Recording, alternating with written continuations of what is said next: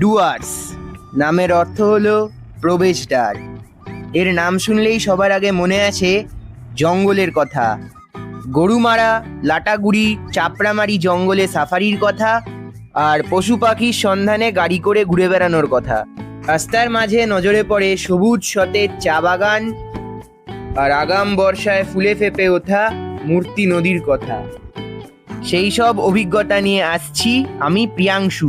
গত পর্বে আমরা দেখিয়েছিলাম যে আমরা কিভাবে কলকাতা থেকে গাড়ি করে ইসলামপুর পৌঁছাই। আজ আমরা ইসলামপুর থেকে গাড়ি করে গজলডোবা হয়ে ডুয়ার্সের পথে রওনা হলাম। আর ডুয়ার্সে আমরা কোন হোটেলে স্টে করলাম, কি কি জঙ্গল সাফারি করলাম, সবই অভিজ্ঞতা তোমাদের সাথে শেয়ার করব আমি এই ভিডিওতে। So let's start the video with a like. শুভ সকাল, ঘড়ির কাঁটায় বাজে এখন 9:44 আর আমরা ইসলামপুর শহর থেকে রওনা দিয়ে দিয়েছি ডুয়ার্সের উদ্দেশ্যে। জলে জঙ্গলে ইকো রিসোর্টে আমাদের রিসোর্ট বুক করা আছে। ইসলামপুর থেকে ডুয়ার্সের দূরত্ব হচ্ছে 138 কিলোমিটার। ছিলাম না ইসলামপুর বাইপাসটা, এই যে ইসলামপুর বাইপাসটা এই যে এলো ম্যাচ করলো আমরা শহরের ভেতর থেকে। এবার NH27 এ আবার ঢুকে পড়ল। হ্যাঁ, আমরা এবারে রওনা হলাম ডুয়ার্সের উদ্দেশ্যে। আমরা তো কালকে রাত্রিবেলা থেকে গেছিলাম ইসলামপুরে, সেখানের হোটেলটা বেশ ভালো লেগেছে এবং রাত্রিটা ভালো রেস্ট নিয়েছি আমরা। এবার রিফ্রেশ হয়ে সকালবেলা আমরা বেরিয়ে পড়লাম ডুয়ার্সের উদ্দেশ্যে। আমার মনে হয় রাত্রিবেলাটায় এরকম এই সব জায়গায় থেকে যাওয়াটা অনেক বেটার, নয়তো পুরোটা শিলিগুড়ি অব্দি গেলে না পরিশ্রমটা বেশি হয়। তাই আমার মতে এটা ভালো। এবার আপনারা যদি মনে করেন যে পুরোটা যেতে পারবেন, সেটা আপনাদের নিজস্ব ব্যাপার। আমরা চিকেন স্নেকের মধ্যে দিয়ে যাচ্ছি। এই যে একদিকে এই দিকটা বাংলাদেশ আর ওই দিকটা নেপাল। আমরা এইটুখানি পার চিকেন স্নেক বলে এই জায়গাটা দিয়ে যাচ্ছি এখন। চা পাতা যাচ্ছে, এই বিধাননগর এরিয়া থেকে ভর্তি চা বাগান।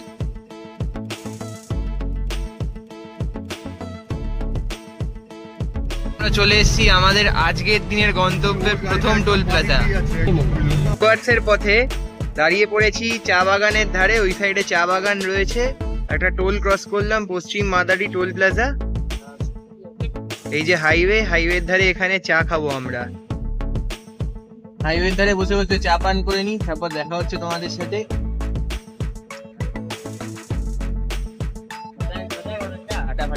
আমরা ডান দিক রাখবো, ঠিক আছে?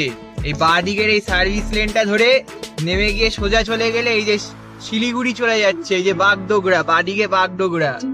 আমরা ডান দিকে জলপাইগুড়ির দিকে বেঁকে গেলাম। জলপাইগুড়ি কুচবিহার।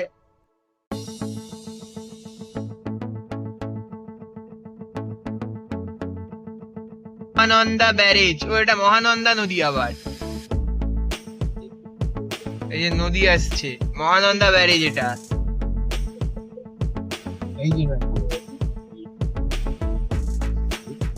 মহানন্দা ব্যারেজ।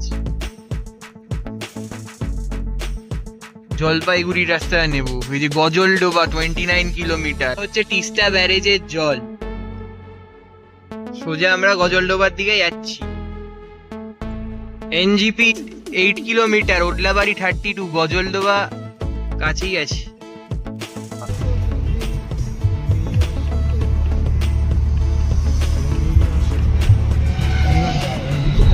এই ব্রিজটা কিন্তু মেন ব্রিজ, এই ব্রিজটা অনেক সময় বন্ধ থাকে। তারপর আমরা রাস্তার ধারে একটা সুন্দর ভিউ দেখে দাঁড়িয়ে পড়লাম।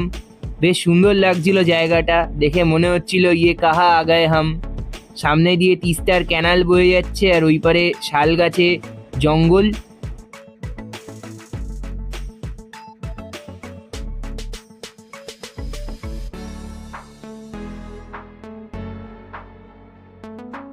রাস্তাটার সিনিক বিউটি খুবই দারুণ, কিন্তু রাস্তাতে রয়েছে প্রচুর গর্ত আর পাথর।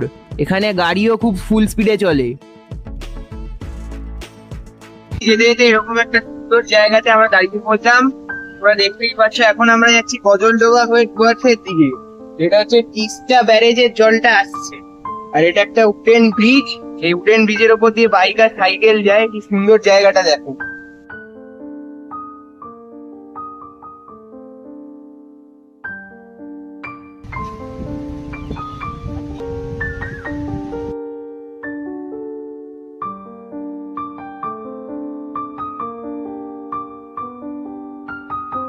গেল এই সুন্দর জায়গাটা দেখা আমাদের। এবার আমরা চলে যাচ্ছি আমাদের গন্তব্যের দিকে।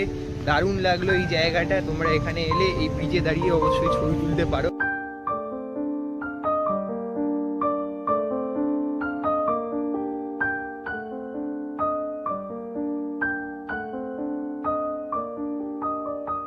Over 10 kilometre.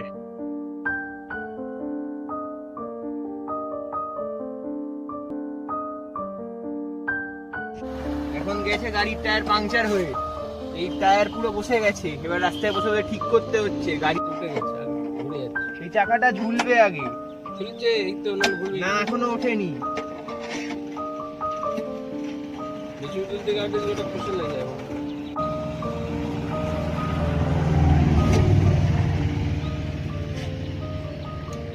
আমাদের এখন অবস্থা, গাড়ির চাকা ফেটে গেছে, একেবারে পাংচার হয়ে গেছে।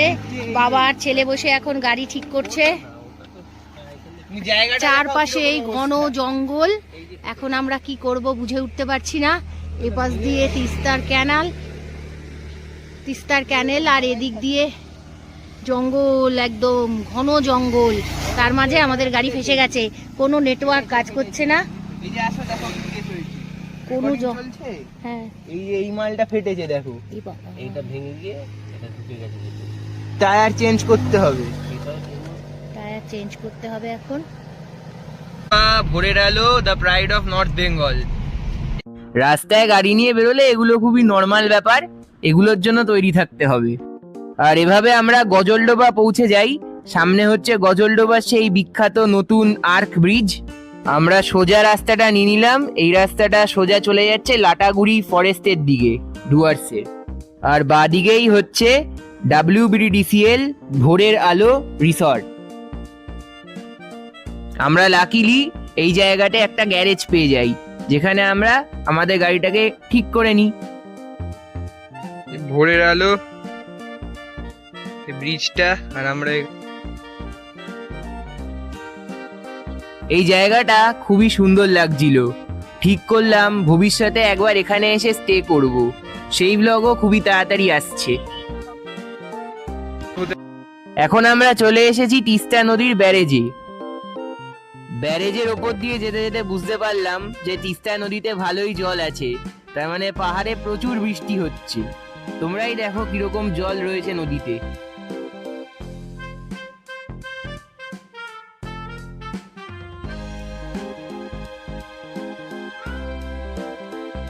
ওদলাবাড়ির দিকে, এই রাস্তাটা ওদলাবাড়ির দিকে চলে যাচ্ছে। আর আমরা সোজা যাব, সোজা গেলে লাটাগুড়ি।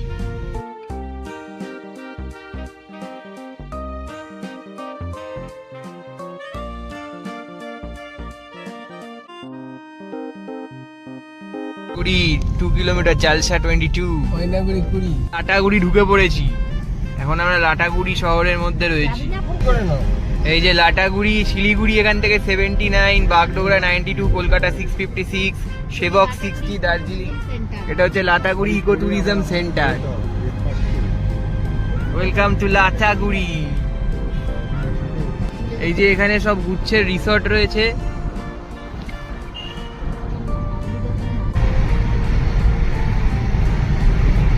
জঙ্গলটা দেখো একবার, কি ঘন। অমাবস্যা নেমে গেছে ভেতরে, ওরে না।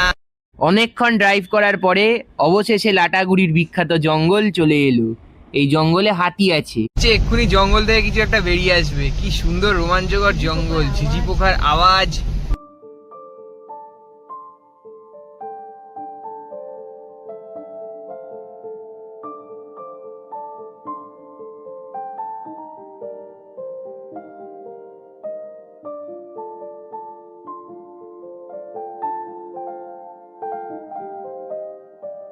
কেমন লাগছে?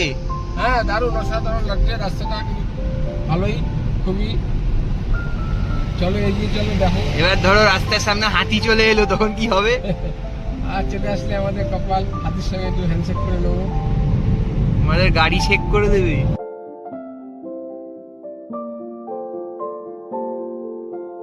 মধ্যে দিয়ে অনেকক্ষণ ড্রাইভিং করার পরে আমরা চলে এসেছি গরুমারা ফরেস্ট সাফারি গেটের সামনে। আজকে বিকালবেলা বা কালকে সকালবেলা যাব। যে আমাদের গাড়ি দাঁড়িয়ে রয়েছে, এই সাইডটা পুরো চা বাগান, ওই সাইডটাও চা বাগান আছে। দারুণ জায়গাটা। Gorumara national park, forest office. এখান থেকে টিকিট বুক করতে হয় যারা মানে নিজেরা করতে চাইছো। বাদিয়ে কি হচ্ছে একটা তোর থেকে ওই যে ওদেরকে কিছু দিচ্ছে সরকার থেকে, চাল ডাল কিছু না দেয় মনে হয়। ওরা চা পাতা চা পাতা দিলে সব শ্রমিকরা দাঁড়িয়ে যাবে। ওরা কালেক্ট করে চা পাতা বাড়ি গাড়িতে চলে তুলছে। চা বাদাম এই দেখ বাড়ি চলে যাবে। এইদিকে দেখ, এইদিকে সব চা বাগান প্রসেসিং হয়ে সব যাচ্ছে। ওরা কাজ সেরে বাড়ি যাচ্ছে দিনের শেষে। বেলা শেষে 15 কিলোমিটার, গ্যাংটক 135, ইরাশ্রী সোজা চলে গেলে গ্যাংটক। এই রাস্তাটাতে আমাদের টোটো রয়েছে। এই যে বাটা বাড়ি, টোটো করে এটা উঠতে এই রাস্তাটা সোজা মূর্তি নদীর ধারে চলে যাচ্ছে, আমরা সেদিকে টার্ন নিয়ে নিলাম। আর এভাবেই চোখে পড়লো মূর্তি নদী। মূর্তি নদীর ওই পাড়টা হচ্ছে গরুমারা ন্যাশনাল পার্ক। হ্যাঁ এই যে আমাদের জলে জঙ্গল। বনানী আর এসে গেলাম আমরা জলে জঙ্গল ইকো রিসর্টে। আর এটি হলো ডুয়ার্সে আমাদের এক রাতের আস্তানা। জলে জঙ্গলে কটেজে আমাদের রুম, ইকো কটেজে দেখাচ্ছি আমাদের রুমটা। তো এই যে রুমে ঢুকলাম, ঢুকেই এখানে একটা বেড, ড্রেসিং টেবিল দেওয়া রয়েছে, এখানে টিভি আছে, এখানে দুটো বেড দেওয়া রয়েছে, এসি আছে, গিজার আছে, ওয়াশরুম, বেসিন। এছাড়া ওরা জলের বোতল আরো বিভিন্ন ইকুইপমেন্টস প্রোভাইড করেছিল। এই কটেজটা আমরা পেয়েছি, 4 বেডরুম আছে এখানে। এখানে আরো সব কটেজ রয়েছে। এই দুটো কটেজ খুব ভালো, কিন্তু ওখানে 3 বেডরুম। আর ওই দিকে হচ্ছে মূর্তি নদী, ওই দিকে গরুমারার জঙ্গল, এই দিকটা চা বাগান, আর ওর মাঝখানে মূর্তি নদী। চলো এখানে একটা কটেজের ছাদে ওঠা যাক। এই যে ওই ওপরের রুমটাতে উঠি। এটা আরেকটা রুম আছে, দেবদারু। এটা ব্যালকনিটা দারুণ, চেয়ার লাগানো, এবং পুরো সুন্দর ভিউ পাওয়া যায়। ওই যে মূর্তি নদী দেখা যাচ্ছে, ওখানে মূর্তি নদী, ওই দূরে ধান ক্ষেতের জমি, গাড়ি যাচ্ছে। তাহলে এন্ট্রি গেট, এখানে একটা কটেজ আছে, ওই রিসেপশন, এখানে পার্কিং এরিয়া, গার্ডেন, আর এই যে ডাইনিং রুম।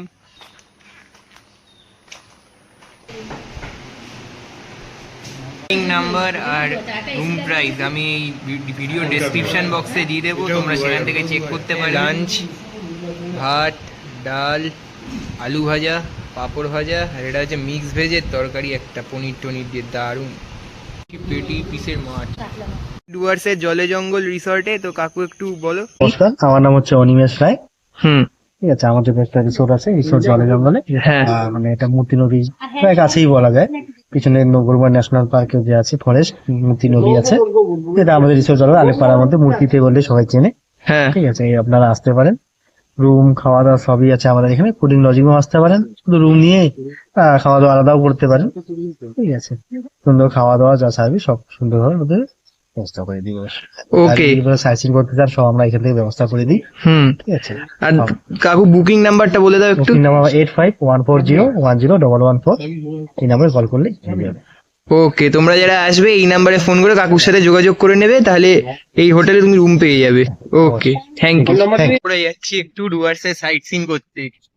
ডুয়ার্সের এই টোটো সাফারির ব্যবস্থাও হোটেল কর্তৃপক্ষ করে দেবে। আর আমরা চলে এসেছি এখন এখানকার প্রথম sight seen Dhupjhora elephant camp দেখতে। Private resort Tusker tea county, এরকম চা বাগান রয়েছে। ধূপঝোড়া গরুমারা এলিফ্যান্ট ক্যাম্প দেখতে এসছি। এখান থেকে এলিফ্যান্ট সাফারি করানো হয়। তোমরা এখান থেকে এসেই এলিফ্যান্টে উঠে জঙ্গল সাফারি করতে পারবে গরুমারা ন্যাশনাল পার্কের।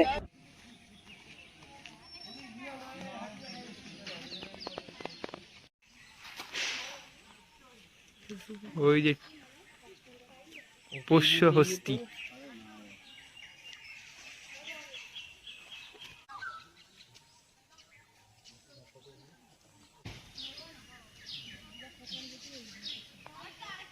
এখান থেকে এই জায়গাটা থেকে প্রবেশ হাতি সাফারি নিষেধ, চালু no হয়, entry। এরপর আর যাওয়া যাবে না, ওই দিকটা জঙ্গল। আর ডান দিকে এখানে সব ফরেস্ট কোয়ার্টার রয়েছে, প্লাস তোমরা এখানে স্টেও করতে পারো। ওয়েস্ট বেঙ্গল ফরেস্ট ডিপার্টমেন্টের অনেক কটেজ আছে। সাফারি হয়, হাতির পিঠে ওঠা যায় এখান থেকে, ওই হাতিগুলোই যায়। তারপর আমরা ভিজিট করলাম এখানকার জুট হ্যান্ডিক্রাফট সেন্টার।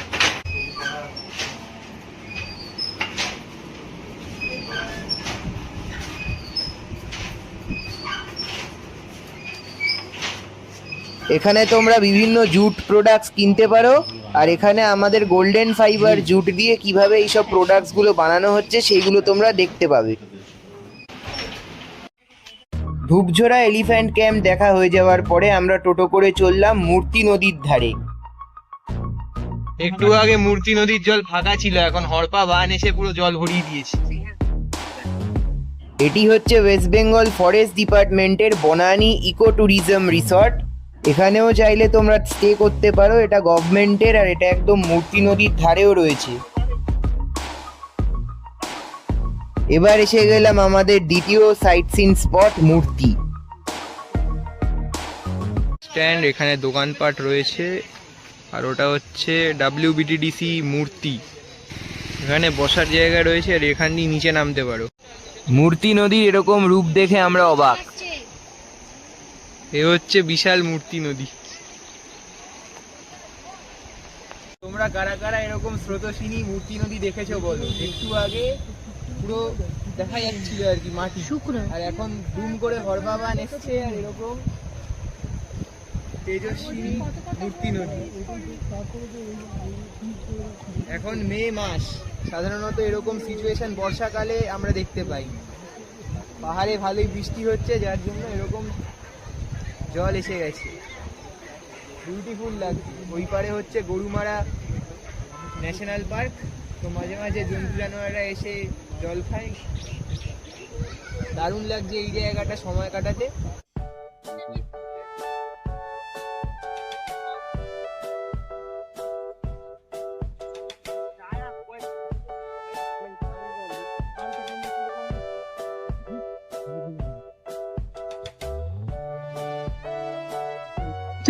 কি স্বচ্ছ জল থাকে অন্য সময় মূর্তি নদীতে, নিচের পাথরগুলো পর্যন্ত পরিষ্কার দেখা যায়।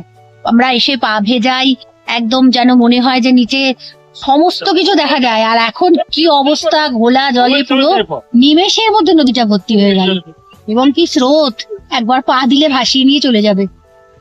পুরো মাটি গোলা জল। আর জুতো ভেসে চলে যাচ্ছে, কেউ পা ভেজাতে এসেছিল।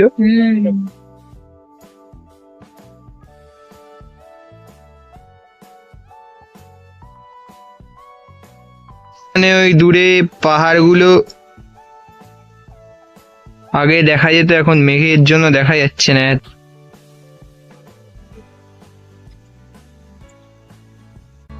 রাস্তার ধারে একটু চা বাগান দেখে দাঁড়িয়ে পড়লাম। এখানে একটা সুন্দর ফ্রেশনেস ফিল করতে পারছিলাম। বাগানের এই যে এই খাঁজগুলো দেখছো, এই খাঁজগুলোর আড়ালেই এরকম চিতাবাঘ লুকিয়ে থাকে, কারণ এই সব জায়গাগুলো এরকম ঠান্ডা থাকে গাছের নিচে। এইসব জায়গায় সব চিতাবাঘ লুকিয়ে থাকে। এদেরকে ঘোরাচ্ছে কাকু। কাকু, তোমার নামটা বলো। আমার নাম মিন্টু। ওকে, তোমার ফোন নাম্বারটা বলে দাও। আমার ফোন নম্বর 9635 হ্যাঁ, 238239। ওকে, তোমরা যারা আসবে কাকুর সাথে এই নাম্বারে যোগাযোগ করে নেবে। কাকু তোমাকে পুরো ডুয়ার্স সাফারি করে দেখাবে টোটোতে। তো আমাদের এখন যা ঘোরাঘুরি কমপ্লিট, কালকে এবার সাফারিতে বেরোবো। এলিফ্যান্ট সাফারি সম্পর্কে তোমাদের বলে দিই, WBSFDA বলে একটা ওয়েবসাইট আছে। এলিফ্যান্ট সাফারি গরুমারা ন্যাশনাল পার্কে অনলাইনে বুক করা হয়। তো ওই ওয়েবসাইটে গিয়ে তোমরা চেক করতে পারো। সকালবেলা সকাল 6টা থেকে 7টা, আর 7টা থেকে 8টা, 1200 টাকা করে মনে হয় পড়ে। ওই রকম করে তোমরা এলিফ্যান্ট সাফারি করতে পারবে। মানে জিপ সাফারি করবে। তোমরা যে রিসর্টে আছো বা যে হোটেলে আছো, সেই হোটেল কর্তৃপক্ষকে বলবে, তারা তোমাকে এখানে ব্যবস্থা করে দেবে। আর এই টোটো সাফারিটাও তোমরা হোটেল কর্তৃপক্ষকে বলবে, ওরাও ব্যবস্থা করে দেবে। সন্ধ্যের জল খাবার অনিয়ন পকোড়া, বাহ। ডিনারে বরলি মাছ আছে। বেরোচ্ছিলাম তখনই হোটেলের স্টাফেরা বললেন যে বাইরে এখন বেরোতে না, কারণ এই জায়গাটাতে প্রচুর হাতি আসে, ওরা কখন লুকিয়ে থাকবে, কখন হামলা করবে বোঝাই যাবে না।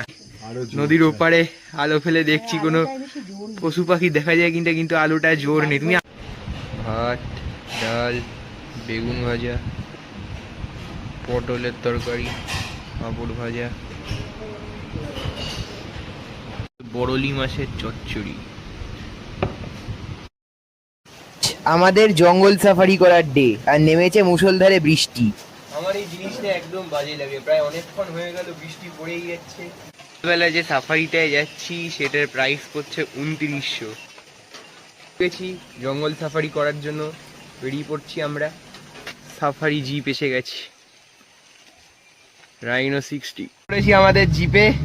এই যে মা রয়েছে, মামা রয়েছে, আর আমরা বেরিয়ে পড়লাম দুগ্গা দুগ্গা। দিয়ে যেতেই একটা আলাদা মজা লাগে, এই রাস্তাটাকে দেখেই একটা মনের মধ্যে রোমাঞ্চকরের সৃষ্টি ঘটে। এই জঙ্গলে কি দেখতে পাবো, রাস্তাটা কি দারুণ, দেখো আকাশে এরকম মানে ওপরে এরকম গাছের শেড।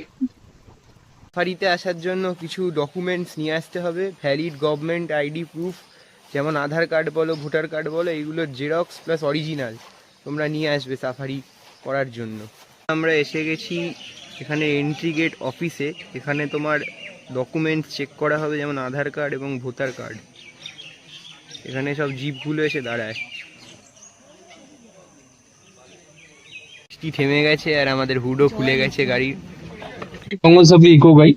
আচ্ছা, আপনারা যে জঙ্গলটা ঘুরবেন ওরা ফরেস্টের মধ্যে ঢুকবেন। এই লাইনটা এনজিপি থেকে আসছে না? আচ্ছা,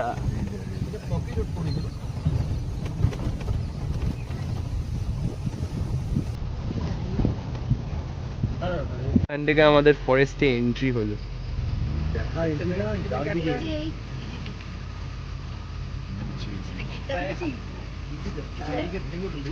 বললাম আমরা জঙ্গলের ভেতরে, এবার ডান দিক বাঁ দিক নজর রাখতে হবে, কোথায় কি রয়েছে দেখতে হবে।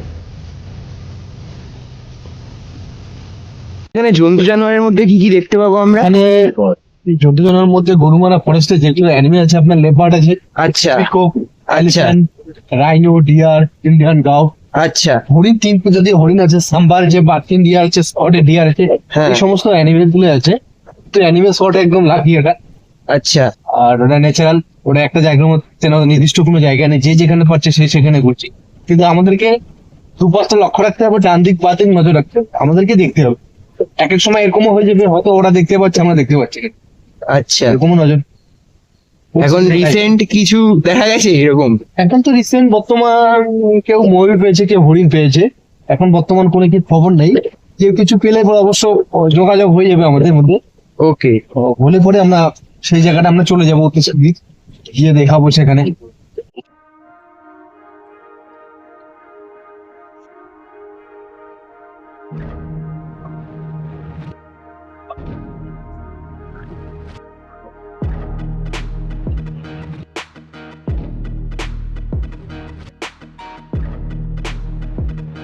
জঙ্গল হচ্ছে ধৈর্যের খেলা, কিছুটা ভাগ্যেরও, তাই সেটাই দেখতে বেরিয়ে পড়লাম জঙ্গলে পশু পাখির খোঁজে। নেমে গেছে জঙ্গল, আর ভাগ্য এখানেই জবাব দিয়ে দিল, জঙ্গলের মাঝে নেমে পড়লো মুষলধারে বৃষ্টি।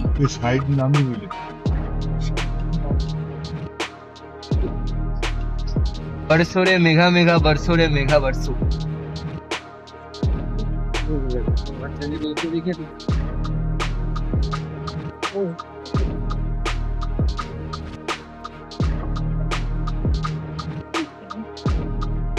এই জল বৃষ্টি হলে গাড়ি কিনে দিলি।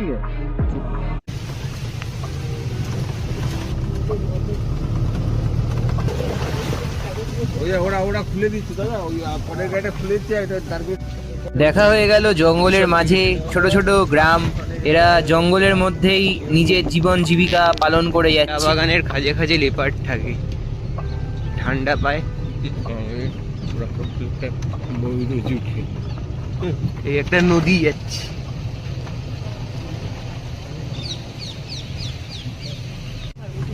এই দেখ জঙ্গলটা কি সুন্দর। ও আচ্ছা ডিপ ফরেস্টের ভেতর ঢুকেছি, এখানে অনেক 200 বছর 300 বছর পুরনো গাছপালা রয়েছে। এখানে দেখি দুম করে সব গাড়িরা দাঁড়িয়ে পড়লো, মনে হলো কিছু একটা সাইটিং হয়েছে, কিন্তু সবই মায়া, সবাই এখানে ছবি তুলছে, সেই জন্য গাড়ি দাঁড়িয়ে পড়লো। এখানে ডাউন আছে। জায়গাটা কি হয়েছে? আজ বৃষ্টি হয়ে পশু পাখিরা সব ঢুকে পড়েছে।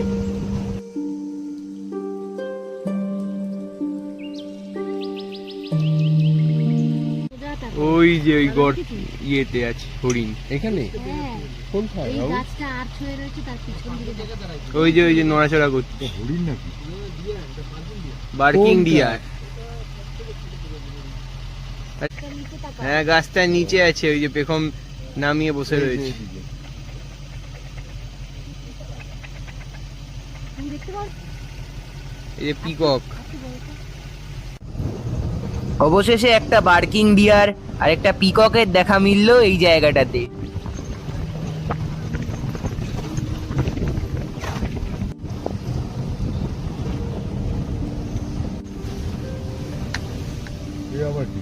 আর এভাবে আমাদের জঙ্গলের একটা সাইড ঘোরা কমপ্লিট হয়ে গেল, আর এখন আমরা যাচ্ছি নেওড়া জঙ্গল ক্যাম্প।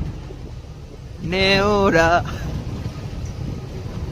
ঢুকলাম। নেওড়া হচ্ছে গভর্নমেন্টের কটেজ। না এটা নেওড়া ভ্যালি না, দেখে রাখো অফিসার স্ট্যান্ড। এগুলো বুকিং কি করে করে? এগুলো ফরেস্ট ডিপার্টমেন্টের। আচ্ছা, প্রবেশ নিষেধ। WBFDC ময়ূর দেওয়া গেছে।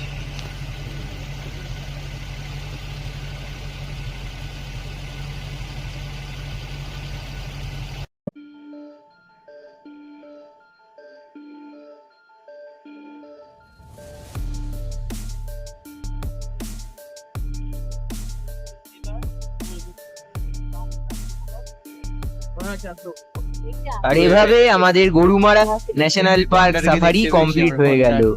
ভাগ্যে জুটলো একটি হরিণ এবং কটি ময়ূর। হয়ে গেল আমাদের গরুমারার সাফারি। আগেই বলেছিলাম জঙ্গল হচ্ছে ভাগ্যের খেলা। আমাদের ব্রেকফাস্ট ফুলকো ফুলকো লুচি, আলু চচ্চড়ি। ব্রেকফাস্ট করেই আমরা রওনা দিয়ে দিলাম ডুয়ার্স থেকে জলদাপাড়ার উদ্দেশ্যে। সেই ভিডিও আসছে, তাই চোখ রাখো এই চ্যানেলে। Please like share and subscribe.